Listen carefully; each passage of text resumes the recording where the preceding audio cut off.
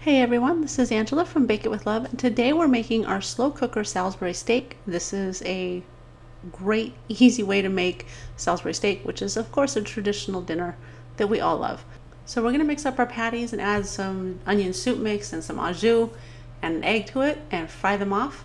Then we'll make all of our sauce that's going to go in our slow cooker and top it off with some mushrooms and parsley, and it's going to end up looking like this, and you're going to love it. It's easy meal. So these are the things you'll need. You can see some of the dry onion soup mix, some Worcestershire, some breadcrumbs, some milk, a can of cream of chicken, some au jus, that's the panko breadcrumbs going in there. That is the dry onion soup mix, an egg with our 2 pounds of ground beef, and a 1/4 cup of milk.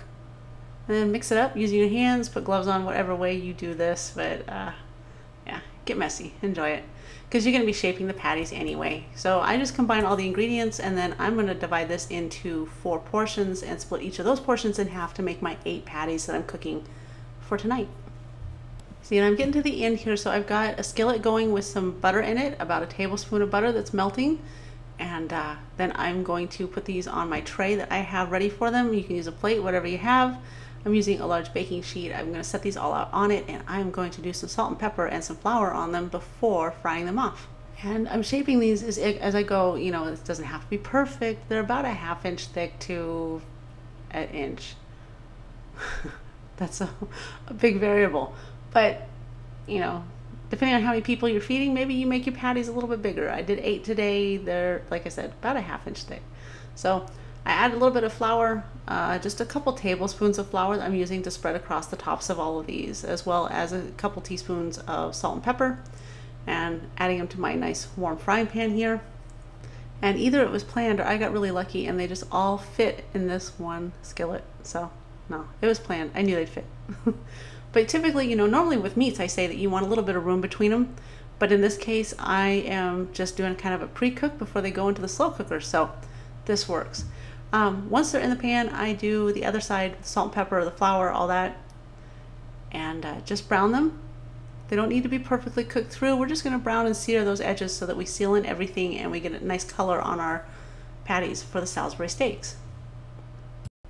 And once you've got nice color on the bottom side, go ahead and flip all of your patties.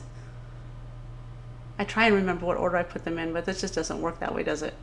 So flip all of them, continue to brown your patties on the other side, and then we are going to work on the sauce that we'll be getting ready in our slow cooker.